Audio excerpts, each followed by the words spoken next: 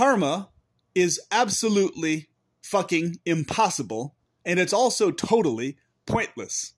Let's talk about it. So we're going to talk about both karma and reincarnation, the concepts and the set forth ideas in relationship to them. But in this video, I especially want to hone in on the pointlessness of and the impossibility of, and how you can know for certain it's a man-made idea, regarding how karma cannot accurately ever be fulfilled. You can't accurately ever experience the exact reward or punishment of what you've done in a past life, no matter what. No matter how micro-calculated some divine being is, to like the last microscopic detail of what you did and what you thought and what you felt before in a previous life and what you experienced, it's impossible for them to precisely give you your karma. So it's literally arbitrary bullshit any way you cut the coin on it, even if it existed somehow. Which means the ones supposedly enforcing it are total bullshitters. Which also should show to you that it's a totally bullshit man-made concept, and there's actually historical evidence that it is a man-made concept and why it was a man-made concept. It was an elitist concept fed to the poorer masses originally, and it stuck and it worked to keep them in their place, okay? It's literally that mundane. It's literally that fucking disgusting of a human-made origin. So we'll emphasize more of those things later in other videos, but in this video, let's really drill in on this point of why karma, no matter how precise a divine being is, in microanalyzing every single little thing you do, your thoughts, your feelings, your actions, your words, they cannot ever precisely give you what you deserve or should be experiencing as either reward or punishment based on what you did. And here's why. First of all, number one, the vast majority of things you experience in life, actually, technically, hyper-technically, all of them, everything you experience and go through is forced on you against your will. Even the things that you experience as choices are also simultaneously determined by everything else. So legitimately, even if somehow, we verified that this doesn't even exist either, but even if you did have some microscopic degree of independence outside of everything else that's being determined for you in reality, it's so minuscule and so small and so redundant that there's no significance to it. In other words, your actions and what you're doing, what you're thinking, what you're feeling are overwhelmingly based on factors outside of your control. Like almost entirely, okay? Especially if you're a well-meaning person, a well-intended person who's not sadistic on a large scale or to an extreme degree. Let's put it that way. Everybody is accidentally sadistic to microscopic levels, but we're talking about most people most of the time are not sadistic like that. But anybody, period. Doesn't matter how evil they are, how good they are, how good they think they are. So let's give an example of a typical day that you experience, right? You wake up. Let's give the example of the most pious possible person, okay? The most well-intended, well-meaning person who does everything they can to be a good person and kind and loving and affectionate. Okay? In this person's case, there's going to be so many situations that they're thrown into against their will, against their control, that they're going to be forced to do things they don't want to do. Crushing insects, killing insects, boiling water to kill bacteria in the billions, huge numbers of other living beings that they have to kill, even if they're sitting in peace, quote unquote, and not actually fighting or killing, well, they're not participating in wars that actually they might have been able to prevent more killing in. So for example, let's say a war comes to their country or a nearby country, and they could have picked up arms and fought, and actually they could have ended up protecting 20 different people from a building that was going to explode or burn down or from getting shot to death. They could have, but they didn't. So this is literally the absurdity principle here and why karma, it just doesn't work. It's not even a system that would work or could work.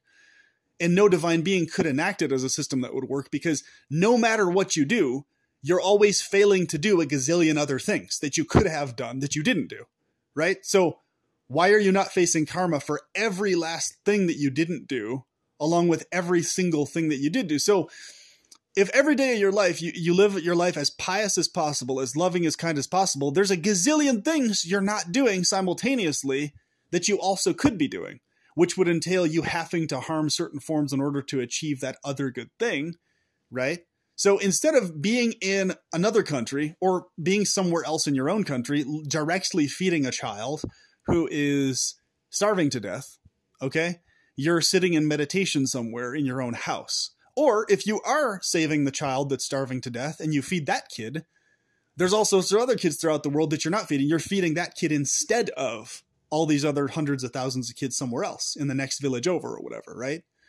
So you're failing to save them. You're being selective. It's like, well, why are you saving them and not them? This is an arbitrary thing. You could have saved them, so that's technically a sin, an accidental sin, but it's still a sin nonetheless. It's one of the more mild ones. So it's like you can't escape committing horrific acts no matter what. That's the first point, all right? And on top of that, during the day, amidst all the good things you're doing, there's all sorts of inadvertent horrible things that are happening also. Like you have to boil water in order to drink it in order to not get sick, right? And even if you do drink it and you do get sick, you're still killing the bacteria in your stomach acid. It's just taking a little longer. They're not being killed by the boil, by the overheating of the water. So they're being killed anyway. So it's like every action is some variation of evil. There's no way to fucking escape this fact. And that's my point. Like, so there is actually no such thing as actual good. There's only pleasure, okay? And there's torturous, painful things. There's pleasurable things, torturously painful things. We classify as good things that we deem pleasurable and that are obviously experienced as such, as do others around us.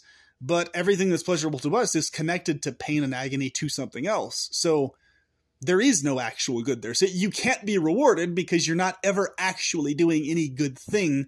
You're only doing variations of evil things. You're doing this evil thing over here that's pleasurable to you and others in a more obvious way versus some other evil thing that is obviously evil in a way that everybody can see and notice and recognize. But you're just doing this version over here instead of that version over there. You're not doing any good thing objectively or hyper-technically. So there's no room for being rewarded for anything is the point. There is nothing to reward. That's the thing people need to understand. The illusion that people have in their brains is there's something to be rewarded, but there actually isn't. The whole thing's just a fucking nightmare, the way it's set up, okay? So it's impossible to reward you.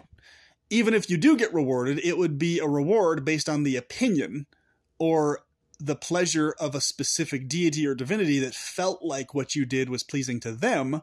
But even then, it's still arbitrary. It's not technically actually a good thing. You're just individually pleasing a specific being by what you're doing, but pissing off other beings. Well, you see what I'm saying? There's no, there's no way around this. It doesn't matter what you do, how well-intentioned you are. You can't escape this fact, okay? So furthermore, this is an even more hard-hitting point. The fact that in almost every single case, and the evidence shows that in every case this is happening, but there's like that 1% of cases where people say they remember or claim to remember a past life or whatever, and those are very dubious in many cases. The point being, even if there are certain rare cases somehow where somebody is reborn and they remember their past life, they're so minuscule and so small and so redundant, they're not significant. So you run into, once again, this redundancy principle. Okay? This is the root problem with all this crap. It always comes colliding into redundancy principles where it's so insignificant, it's so minuscule, it may as well not exist even if it does. It's too insignificant to be worth anything. Okay? And this is really the point you need to always remember with this stuff. If something is too small, too minuscule, too insignificant to have a weighty impact, it's useless. Okay? So the existence of the soul, karma, reincarnation, all of these things. All right? So in the sense of karma, the fact that our memories are wiped in almost every single fucking case, okay? More than likely every case. But even though those small cases where somebody claimed to remember this or that, it's like, well, why them specifically? Why not everybody remember their past all the time? The fact is, the vast majority of cases, if not all of them, we're all forgetting the details of our past existences and the specifics therein. So we would need to remember every single detail for there to be any functional use at all to karma, even slightly. It wouldn't be good enough to just remember the overall life you lived, the overall gist of it.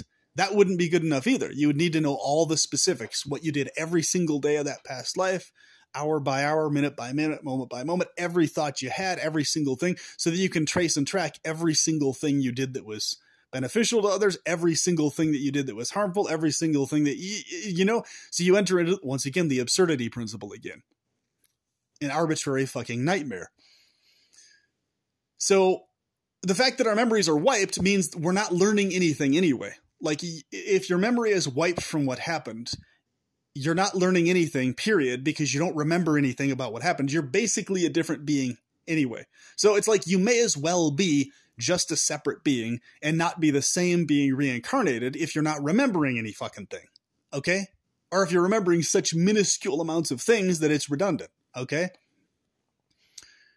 You know, remembering that you're some, or supposedly remembering that you were some great king or some great amazing person that did a bunch of good works for people or whatever the hell.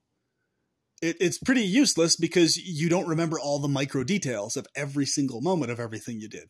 You see? So it's still useless. And why are you remembering versus all these other people who want to remember but aren't remembering, who are cursed to not remember, you know? Why were they fucked over and you weren't? Once again, it's the same arbitrary bullshit principle again, because there's no logistical sense to any of it. Why it's so minuscule, and why, you know, 1 in a billion people supposedly claims to remember their past or something, or whatever. You know, when there's many more people who deserve to remember something like that more and should, and would make much more use of it if they remembered something. So that's why these claims are very dubious. And in all of the claims, when you really look into them, there's a lot of hype and exaggeration beyond the actual reality of the situation. And in certain cases, it very much is traceable to a coincidence, a rare coincidence. Wow, okay, so this person seems to have remembered this, but logistically, ratio-wise, you could have had a situation where they just had this hunch and things just played out in a certain way. So it wrongly convinced people, oh, they actually remember their past life. No, they just made a lucky guess about what was going to happen in this life. And they claimed to have remembered their past life before, or assumed so. There's no direct correlation that they actually remembered anything, is the point. Okay.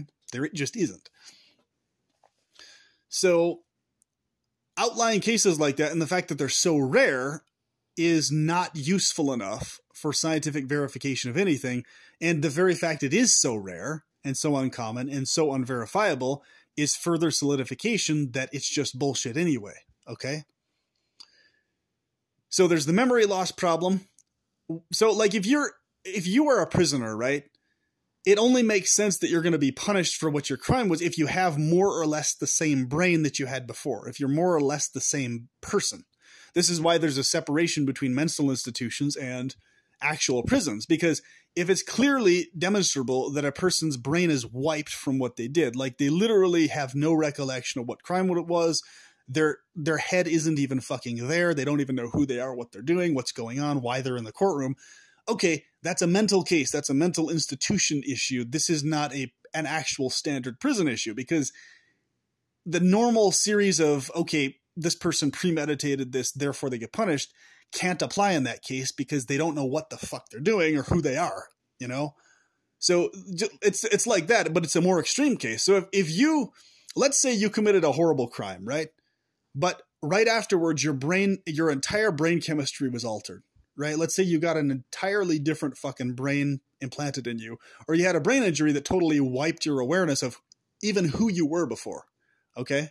When you committed the crime. So it's like all of the mental calculate, everything that went into performing the crime literally isn't there anymore. Okay. And that can happen. And we have demonstrable cases where things like this have happened. Personalities are completely, totally altered just by brain alteration and brain damage. So, and either better or for worse, right? So basically, you either have a person who's just totally doesn't know what the fuck is going on, or their brain is a totally different person, so they're reformed. They're not the same person that committed the crime. It's, you know, they're just trapped in the same body, basically. So they're basically just being screwed. And there's so many bizarre fucking cases like this. So Think about this. Billions of us who fill the world, we've all forgotten, whatever this fucking reincarnation thing, or even if it is a thing, whatever the fuck, we've all forgotten the details of who exactly we were before and what it was we did before, what good or bad things we did before, pleasurable or unpleasurable things, you know. We've all forgotten. We're all memory wiped, but we're all being punished, supposedly, according to this karma reincarnation idea. We're all being punished or rewarded for things that we don't remember we even did, right? So it's like, especially the punishment part makes no sense because it's unethical and immoral, even within secular standards, to punish someone whose memory of what they did is wiped completely. It's not doing anything. It's just harming them now at that point, right? So it's like if you take a mentally retarded guy, right, who happened to stab somebody to death somehow in some burst of just emotional surge or something, but they legit didn't know that they killed anybody. They didn't understand what happened. It's not executing them or making them face like life in prison isn't exactly the way to go about it, because you're not dealing with someone who really knows what they did or what they're doing or what's happening. Okay? They just don't. So if you have a memory that's totally wiped completely, you've already bypassed the need to punish the person.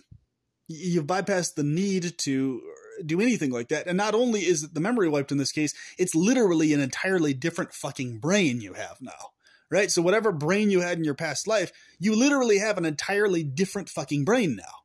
It's not even the same fucking brain. So in all practical intents and meaningful purposes, you're a different person entirely now. And you're just, for whatever dumbass reason, clunking along with the same little soul dot or soul essence that's floating around with you that's not helping you. It's just making everything worse. So, and that's the other third point we're going to move into now. So the first problem is the logistical problem. It's impossible to face the details of exactly what you did. It's totally impossible. You can't do it.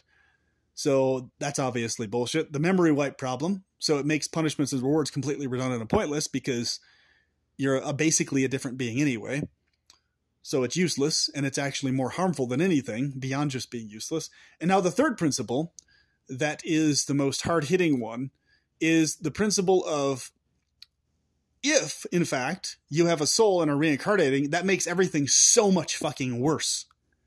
Okay? Way worse. Because here you have this eternal identity that carries and trudges along with you that you can't shake off and you can't escape, no matter what you do and no matter what. It's like, so it's this lingering thing that lingers with you and torments you and harasses you. So in other words, you have a different brain. You have no fucking idea what you did in the past. Let's say you're a really loving, kind person today.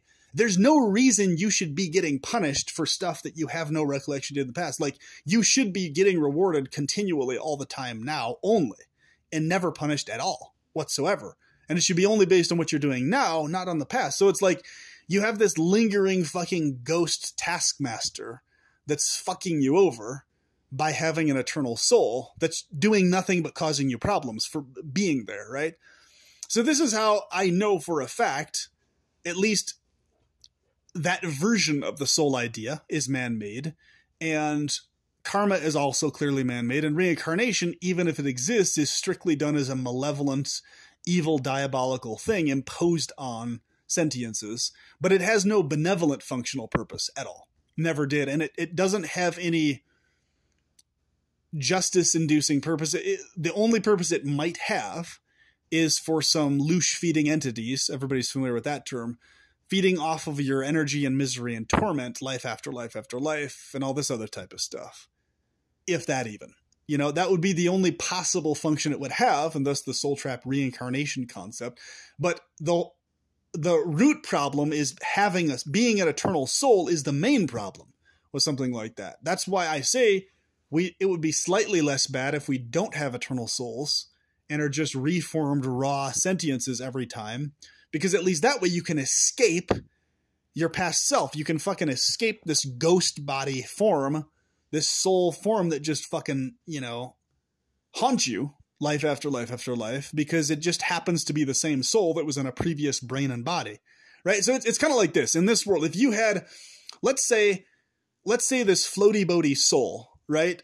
Let's say in this life, let's say a serial rapist, a serial torturer, serial killer, murderer.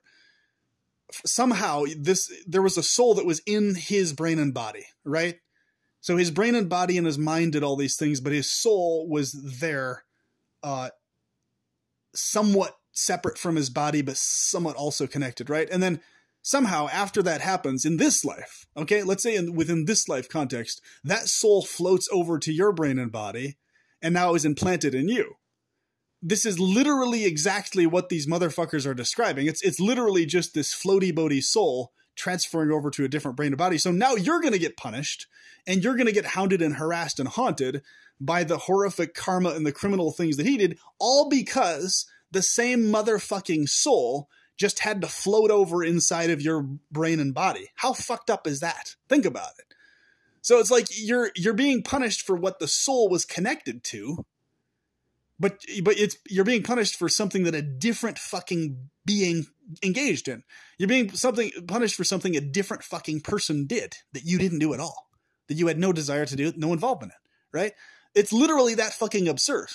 So like dying and having a new body, it literally makes no difference. What they're claiming is, oh, there's a soul that's there, that's present, that is the lingering factor that forces you to be tormented later in a different brain and body against your will, even though you don't even desire to be an eternal soul. You'd rather just shrug off being a soul and not have it there.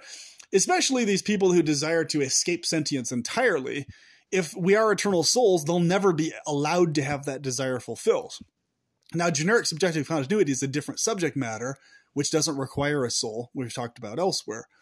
But in the case of a soul, it's especially horrible on these people because that means they, no matter what, no matter how many times they kill themselves to try to escape sentience, they literally will never be able to escape that same exact haunting soul that's fucking them over. So there's literally nothing beneficial about the soul. There's nothing powerful or useful about it because it didn't prevent us from being here, did it? And on top of that, it's just a burden because it just keeps haunting us life after life, if reincarnation is in fact a thing. And if the soul is in fact eternal and lives beyond the body, then reincarnation definitely, by definition, would have to be the thing. If the soul isn't dying or disappearing and it's just remaining as this haunting factor of sentient existence.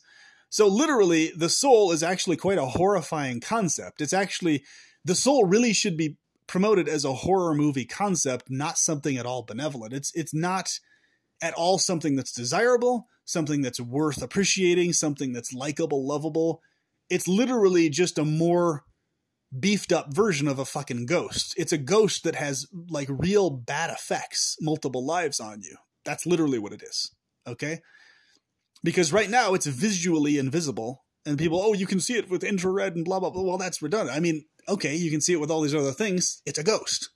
Like, even if it's there, it's a fucking ghostly thing. And that's horrifying. There's nothing beautiful about it.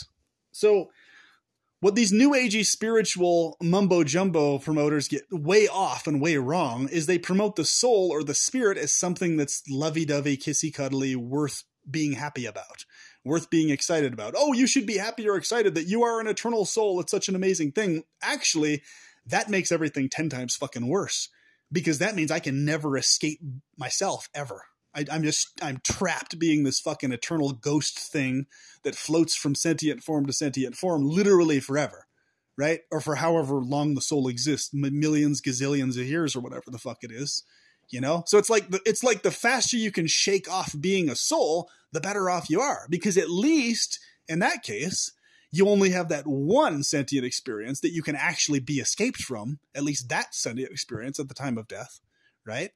Yes, GSC still goes on as a thing, which you talked about in other videos, but at least you're escaping that particular identity entirely. At least that much, right? You're not having it linger and then follow you around, breathing down your fucking neck your whole existence. No matter, you know what I'm saying? So wherever you go, there you are is one of the most horrifying statements there is because it's indicating that principle, basically. You can never escape yourself, right? And escaping oneself is exactly what a lot of people want to do because their self-experience is such a miserable one, right? So there you go. there's your proof, rock solid proof that karma is totally redundant, useless, and literally impossible, because the logistics are just insane for something like that. And they're also pointless. Any deeply thinking being, any being that was even baseline, like low-grade benevolent, wouldn't set up a karma system. And any being that was baseline knowledgeable would immediately understand that that system wouldn't work anyway. Even if they wanted to set up a system like that, they would see, oh, this doesn't work. Like, you literally can't reward people for everything they do. You can't do it. It's not possible to do that. You can't reward them or punish them for every micro thing they do, because they would recognize the simultaneous deterministic factor of reality, that all of these things being beyond your control, that makes karma also useless. So they would understand these things, and they would understand even more about this than I'm explaining in this video, which means that they would understand it's even more horrific and more pointless and more terrible than I've even explained so far. Okay? So this is how you can know these ideas are man-made and they're very poorly thought. Because if you think deeper about them, beyond just really basic-ass, really poorly thought bullshit, you can immediately see all the holes in them. Immediately. So an entity that's more intelligent than me, more intelligent than a human, would see thousands more holes in these ideas than I'm seeing right now. I've only just listed a fucking few of them. Okay? But those few are enough to refute the entire idea. Okay? You could add thousands of reasons on top of it, and they would just be refuted that much more, right? So personally, I feel much better in my life knowing that these are man-made bullshit ideas. I really, really look forward to and would prefer that an eternal soul doesn't exist for me or anybody else for the reasons I've just described. Because it sure as hell can't prevent this shit from happening, and hasn't in this case, so it's useless, right? It's just a ghost that floats around with you that you're better to shrug off and somehow be able to escape from. Because if you can't, that's fucking torturous bullshit. That's horrifying. So the fact that it's a horrifying implication and it's better not to exist anyway, that way, is another shining, solid, hardcore piece of evidence that it probably doesn't exist. And if it does, we're in for way more of a shit show than we are in right now currently. Because you're trapped forever in that case as an eternal soul, no matter what. You can never escape you, right? So, holy shit. I mean, where do you even begin? Where do you even begin with how fucked up these ideas, how mundane the origin of these ideas is, you know? In India and other parts of the ancient world, you had elites who knew how to read and write, elites who were thinking a little bit more than other people around them, and they came up with this concept, hey, if we start teaching people this idea, they may have believed this or not, who knows? The point is, it was a poorly thought idea either way, but it was used for tormenting people and keeping them enslaved. So if you teach people or have in your head floating around, oh, well, the reason I'm in this better position than you is because I'm favored by the gods. I'm favored by the divine beings behind this world, and you're not. And the reason for it must be because you did something bad in your past life. So the reason you're starving to death and your family is so rotten poor is because you did something wrong before. You should feel guilty about that and make amends. I did a bunch of wonderful things before, so therefore I'm being rewarded now for all the things I did before. See how arrogant of a psychology that is? Now, of course, Iron Age, Bronze Age people probably would have thought this way because the thinking wasn't all that deep beyond a few handful of philosophers that existed throughout the world who recognized the bullshit of that stuff, right? But for the most part, most people most of the time didn't think anywhere near as far or as deep as the philosophers did. So they're just thinking in terms of, oh yeah, that makes sense. If you do something, you get rewarded and punished. And okay, the gods are there floating around in the invisible ether, doing their thing. So, of course, the gods must be pleased with you and displeased with us. Otherwise, how is it possible that you're in a better position than us? Of course, it's the gods pleasing you. You know, like to the ancient brain, it would have been like a no-brainer that that's what was going on. So it wouldn't have been hard to convince them that that was the case or something like that, right? And that's literally all it is. That's the origin of the fucking thing, right? It was used by elites to maintain their positions and to justify maintaining it, because they're being quote-unquote rewarded for good things they did before that they don't have to provide evidence for that they did ever. They can just claim the reason they're in the good position is because they did good things before, and who are the people who are weaker with less money to argue, right? They're just able to be executed by these wealthy people if they decide to, and they have no power anyway. So they have no ability to even resist that narrative, even if they fucking wanted to. Okay? So they're forced to accept that narrative because they have no other option. So basically they're forced to cope with that narrative. Okay, well, that must be the case then. Shit, that sucks. Let's hope for a better life in the next life. Let's please the gods by pleasing the elites and serving them humbly, facing our karma, blah, blah, blah. This is why India stayed so fucking poor for so goddamn long. It's people actually believe this bullshit. And the fucking Brahmanas, the so-called Brahmanas, used this to maintain their position of status over others the entirety of fucking Indian history. Okay? You wonder why they face so much starvation and economic issues. This is the reason. Their fucking karma reincarnation ideology is the fucking reason. It's disgusting. And that's what it fucking leads to. It leads to perpetuation of class differences that are unnecessary, that are harmful, that are damaging to humans, that don't need to exist. That's all it can ever lead to. And you should see why. The obvious reasons for that. It can't lead to a society where people are actually intentionally brought to reasonable, equal living standards. It can't be. Because as long as you have that view in your mind, you're never going to go all the way to help people as much as you could all the way. You're always going to stop short. You're going to be like, okay, we'll help them a little bit to get the good karma for ourselves, but ultimately they're going to have to face their karma. You see the problem here? You see the horror here? So if a Brahmana wants to help like a poor person on the street, okay, I'll help you to a certain extent, but ultimately you have to face your karma. So they're only ever going to help like at the maximum, like 50%, 60%, 75%, but leave them to rot the rest of the way under the justification, well, you need to, quote unquote, face the rest of your karma. I'll help you to boost my karma in this life or to bypass my karma or whatever. And later on, they started wiggle worming these transcendent from karma ideas into the teachings. And we'll talk about that in other videos. They did that as an attempt to escape acknowledging the bullshit that they peddled before. All right. The Indian people historically were experts at this shit. All right.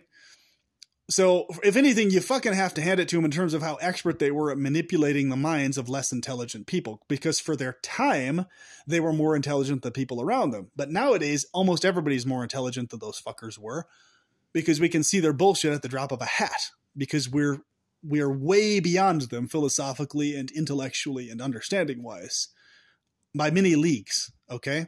That's the reason. Historically, that was not the case. So you had these bullshitters peddling this crap for thousands of years, and they got away with it because nobody else was as smart as they were. And even if they were, they would just be crushed or executed or punished or something like that for being upstart, for being a rebel, trying to upstart themselves out of their position, blah, blah, blah, blah, blah. You see the pattern? That's how it goes. So you would have been silenced even if you did have deeper insight, and for obvious reasons, because you're interfering with the position of these other fuckers. So it's unbelievable to me that like, people in India still believe this shit, and many people throughout the world within the spiritual New Age crap still buy into this bullshit, when it's literally so easy to fucking disprove and call out for the bullshit it is. You know, if you just fucking sit and actually think about it for a second, and you just actually have deeper feelings than most people, and you can just tap into like, holy fucking shit, that's awful. There's literally no point in that. You know, like, fuck, if you can think more intelligently about how to set up a better world, a better system, the very fact you're able to think about a better thing, okay, than the bullshit karma reincarnation setup means that it's man-made bullshit. Okay? You, a so-called mundane-ass human, can think of a better fucking system right now, within 5 minutes, than the karma reincarnation system. Hell, within a few seconds even. Think about it. You're able to think of a better system, many different better systems, and you're going to tell me that these hyper-intelligent, knowledgeable beings couldn't think of a better system than the better one you're already thinking of now. They were so fucking dumb, all they could come up with was karma and reincarnation, this clunky memory wipe, another body, memory wipe, another body, memory wipe, another body, and then some arbitrary, oh, but if you do this, if you're devoted to us directly, you can transcend this cycle. So be devoted to us, and therefore we'll get you out of it, right? Making deals with them like cosmic mafia bosses, basically. Cosmic extortionists. So, you know, all these Hindu deities and everything else, and whoever the fuck else is behind this, if they existed at all, which are strong evidence that none of them exist. But even if they exist at all, it's like, okay, they're so fucking dumb. So they're insanely fucking evil, okay, to crazed degrees. And they're also, on top of being insanely evil, also stupid at a cosmic level on top of their evil. They're not very smart forms of evil, or they just don't exist, right? So they're really dumb as fuck evil beings, or they don't exist. Or they're just not really evil, but they're just so insanely fucking stupid, they can't even think of what humans can think of. They're just like, la-di-da-di-da, we're in our God world, paradise land, floating around throughout the world, influencing beings to think and feel, but we can't do anything about karma or reincarnation because, I don't know, it's just, you know, that's just how it is. That's just how reality goes. You know, it's like, what the fuck? And you're going to worship a being that's that dumb that they can't put an end to the cycle of karma existing as a thing at all in the first place for all beings everywhere, right? That's, oh my God, man. You know, so I've made my case. I rest my case, and believe you me, I'm going to do many more videos because within the Hindu fold, you have mountains of bullshit, stacked upon bullshit, stacked upon bullshit. So they think this huge, gigantic mountain of bullshit is an escape for them from their bullshit ideologies. No, I've crushed all of them. I can call all of them out. I know all the different little loopholes they try to pull within the Hindu fold to try and wiggle worm explain these things away, and they can't get away with it because when you're familiar with what the teachings are, you know how to call out every single point. But that's always what they try to do. They always try to do that. They always try to bring up some other little side topic or this and deflect and redirect and everything. It's like, nope, These points remain solid across the board, period, no matter how you try to wiggle worm your way out of it. No transcendent beyond duality narrative will cut it because we've already crushed that also.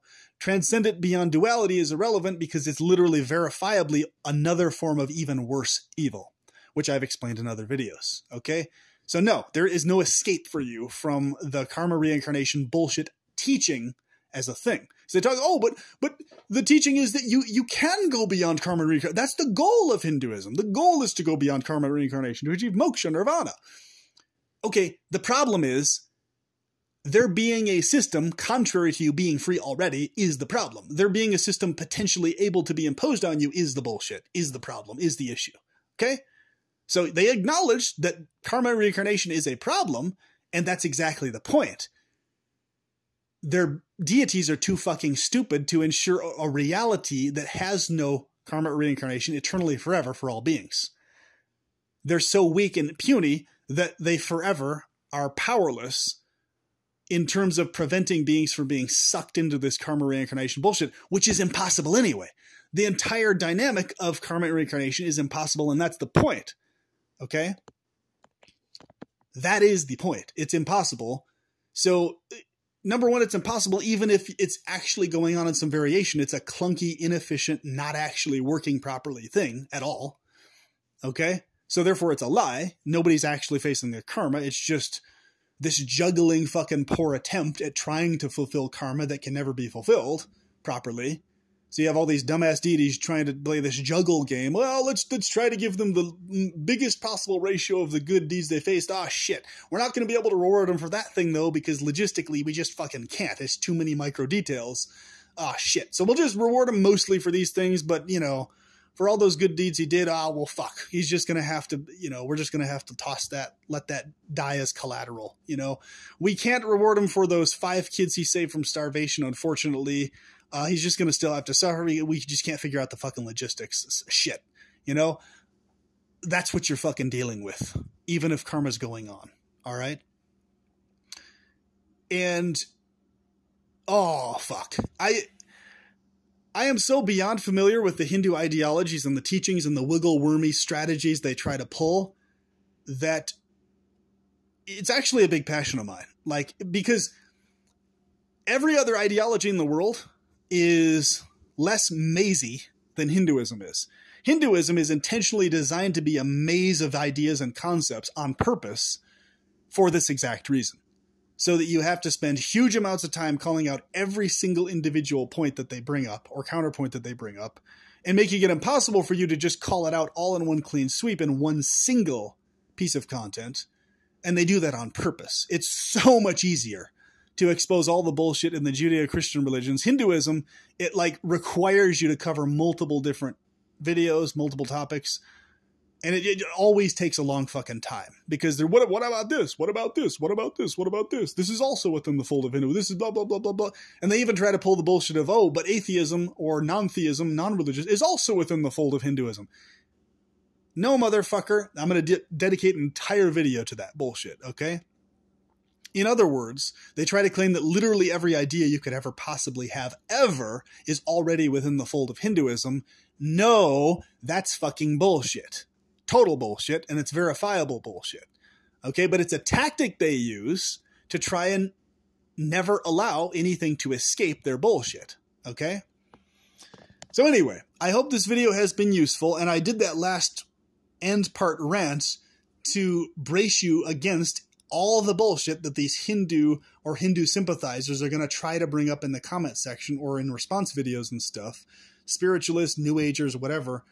They're probably going to try and attempt this, but they won't get away with it, okay? Because they've already been called out before they can even say anything, all right? And we've told you what narratives they're going to try to peddle, among others, all right? So we've shown in this video that we're better off not being souls, that it's even worse if we are eternal souls. Across the board, it's worse if you're an eternal soul, period. Any way you cut the coin on it. It's a worse situation than just being a raw new being every time. It's worse. Okay? Nothing good about it. So if you're inclined to try and verify or prove or confirm that eternal souls do exist, well, you're just going to be confirming in a far darker, far more evil reality. Okay? So that's all you'll be confirming, even if that's the case. You're not going to be confirming anything benevolent or anything to look forward to. That's for fucking sure. You're just going to be depressing people that much further, with the horrible implications of it. And we've also exposed, of course, why karma is bullshit, why it's logistically impossible, the memory wipe problem, everything else. So therefore, why, even if it exists, it's also far worse and a far more terrible situation, far more awful, because now you have the verification that these beings behind it are these clunky, inefficient, sadistic motherfuckers that don't know what they're doing and are fucking evil on top of it. So, yeah. Out of all the ideas or concepts with reincarnation, the reincarnation soul trap idea has a lot of credence and possibility in terms of plausibility for that reason. Until it's actually confirmed, though, that that is in fact actually what's going on. No one should just believe or accept something. Keep it on the back burner as a possible plausible hypothesis that might be taking place. But let's hope it's not actually taking place that way because, once again, that implications are fucking terrible. Okay? But hopefully, we aren't eternal souls. Hopefully, karma and reincarnation, this arbitrary nightmare fucking thing, isn't actually happening to us, and we're just a new, fresh created sentience every time, or formed sentience that isn't created. Hopefully. I would actually prefer that. See, the interesting thing about my perspective is I have a hunch that these weird, dark-ass fucking spiritual soul things are going on, which equals a far more horrifying reality. But I would prefer if the atheists or non-theists were correct all the way. I want that to actually be the case. I just have this overwhelming, gut-wrenching sensation that there's more going on than just the non-religious, atheistic narrative. Right? So it's like you could call me a preferential non-theist. I'm non-religious for sure, but I'm a preferential non-theist, but I don't buy that all that's going on is just shit happening. That's it. It's too evil. It's too diabolical. It's too over-the-top torturous and fucked up and insane for that to be all that's going on. You know, that's basically my thing, you know? So, whereas a lot of times people who are like more in the theistic direction, they're wishing and wanting spiritual and theistic things to be true. I'm actually not. I'm actually wanting those things not to be real and true. I want there to be no soul that exists. I want there to be no theistic beings that exist that are fucking around with us or ignoring us and leaving us to rot. I want that to be the case. Okay? So I just don't feel like it is the case. I feel like there's really, really, really fucking diabolical and really, really fucking insanely stupid beings behind this shit show. You know, that's just my fucking hunch on the matter. You know, and it's just, and it explains a lot more than just, oh, shit's just going on. It does actually explain more, and that's what's horrifying to me about it. It's like, well, fuck. Calculated malevolent beings that are also insanely stupid in their calculation actually explains much more than just shit going on. That's it, right? Because oftentimes people get in this idea where, well, if you have an entity that's insanely sadistic or malevolent, it must be super knowledgeable or super intelligent. Not necessarily. You could easily have beings that are way more fucking powerful than humans, but are insanely fucking not smart, like insanely fucking stupid. They're just insanely fucking powerful. Just like you could have a gigantic fucking animal running amok, stomping on everything. It's way more powerful than you are. It can crush you in one stomp, but it's fucking stupid as shit. It's not intelligent, right? Anywhere near as you are. So this weird idea that people have, well, more powerful beings than humans equals they must automatically be more knowledgeable. No, it doesn't actually. You could have malevolent beings that are way less knowledgeable than you. And then somebody, well, doesn't that make them less malevolent? Not really. In action, no. But I mean, the diabolical implication of that, even if that was the case, is that, well, fuck. Now you've got an entity that is technically not all that evil. They're just doing insane amounts of evil because of how powerful they are. And so it's like, well, fuck. I mean, you know, punishing or trying to stop an entity like that doesn't really even know what it's doing, and it's just doing it. It's not really going to serve any purpose because it's not calculatedly harming you. It's just doing its you know? So there's all sorts of alternative possibilities with the world beyond what we're aware of currently that people always consistently overlook and just brush aside and don't really talk about because it's either, you know, powerful beings equals more knowledgeable beings. No, it doesn't. You know, more knowledgeable beings equals more powerful beings. No, it doesn't. You could have beings that are more knowledgeable than humans, but way fucking weaker than we are and way less influential on everything than we are. You know, you could have beings that are loving and caring, but have no power and almost no knowledge at all, what to speak of. You know, so it's like whether none of these beings exist or they do exist, either way, the implications are horrifying, right? For us and them, actually. Especially if they themselves are just powerful and not all that calculated in what they're doing and don't even know about the horrors of what they're doing, you know? The implications are just horrifying, period. Whatever the case fucking is here, you know? Whatever we find, it's basically going to be some variation of a horrifying creature of the abyss. Like if you go way deep down in the ocean and you find this gigantic, horrifying fucking creature, you know, coming at you to chomp on you, glowing eyes and all this, like, you know, looks like a fucking mutant or some shit like that. That's more realistically what we're going to run into, some Cthulhu mythos thing when we go into the deepest depths of theistic possibility or whatever, in terms of what we're actually going to fucking find there. You know, more like a Nurgle fucking thing that you find in like Warhammer lore or something like that. Like the Chaos Gods or those kinds of things, right? Chaos Gods just eternally fighting with each other in this game fashion. None of them giving half a shit about anything, really, other than their amusement with the competition amongst themselves, kind of a thing, you know? All of them being malevolent, different variations of malevolence, you know, rot, decay, destruction, horror, torment, pleasure for the sake of inducing torment after the pleasure, in the case of Slaanesh, right? Excess of all types, which explains pleasure without it having any benevolent purpose behind it. Only the purpose to fuck you over afterwards, right? So whatever we do find, it's going to be a monstrous fucking thing, and it's going to be horrifying what we do find in terms of the theistic reality of things. So hopefully there is nothing there.